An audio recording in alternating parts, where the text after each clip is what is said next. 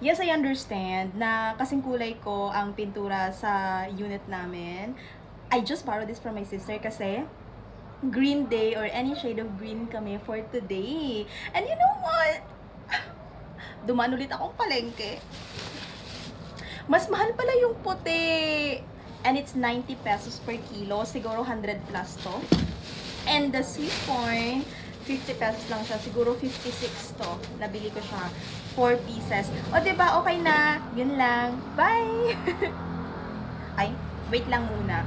Nanotice yung mataba ako! And I like it. Sobrang nagugustuhan ko yung compliment na yun. Kasi, ang hirap magpataba. Ako lang ha. Sobrang tagal kong payat. So, I'm happy. Yung mga pusa ko nakatingin sa akin, siguro iniisip nila, ano naman nangyayari sa nanay namin. Yan lang. Bye! Happy Friday and happy weekend!